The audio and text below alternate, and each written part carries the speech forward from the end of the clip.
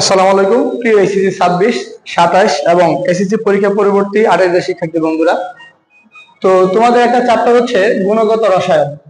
তো এই চ্যাপ্টারের আমরা বেশ কিছু কঠিন ম্যাথ সম্পর্কে আসলে সমাধান করতে যাচ্ছি, বেশ কিছু কঠিন এমসিকিউ।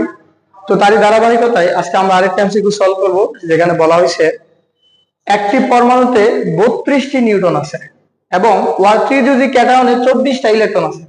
তো আমাকে প্রশ্ন বলছে যে পরমাণুটা কি। আচ্ছা, তাহলে তুমি মনে রাখবা যে একটা পরমাণুকে আইডেন্টিফিকেশনের জন্য তোমার লাগে প্রোটন সংখ্যা। কি সংখ্যা? প্রোটন সংখ্যা। আচ্ছা, তো এখানে আমাকে নিউটন বলে দেওয়া আছে, কিন্তু প্রোটন ডিরেক্টলি বলে দেওয়া নাই। তো তুমি এই এমসিকিউটা যদি পারতে চাও, তাহলে তোমার প্রথম কাজ হচ্ছে আপাতত 1 থেকে 30 পর্যন্ত মৌল সিরিয়ালি মুখস্থ করবা। ঠিক আছে? কেউ যদি পারো 50, কেউ যদি পারো 118টা মুখস্থ করবা, ওয়েলকাম। ঠিক আছে? তো যাই, তো আপাতত তুমি 1 থেকে 30 পর্যন্ত মুখস্থ করলে তোমার এই কোশ্চেন আনসার হয়ে যাবে। তো একটু খেয়াল করে দেখো, এখানে বলা হয়েছে ত্রিযুজি ক্যাটায়ন। তার মানে কি? ত্রিযুজি ক্যাটায়ন। ক্যাটায়ন মানে হচ্ছে তোমার এখানে 3টা ইলেকট্রন সে দান করছে। কয়টা? তাহলে দান করার পরে সে চার্জিত হয়েছে, ক্যাটায়নে চার্জিত হয়েছে।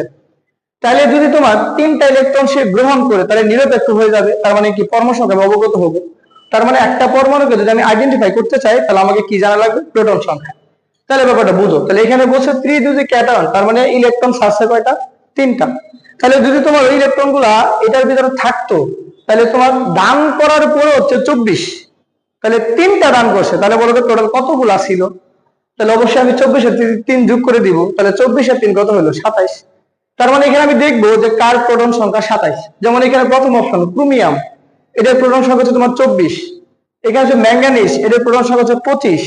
এখানে আয়রন, এটার প্রোটন সংখ্যা তোমার হচ্ছে 26। তাহলে কোবাল্টের প্রোটন সংখ্যা তোমার হচ্ছে 27। তার মানে বলো প্রোটন সংখ্যা কতগুলো? 27টা। তো তোমার সঠিক আনসার কোনটা? ঘ নাম্বার।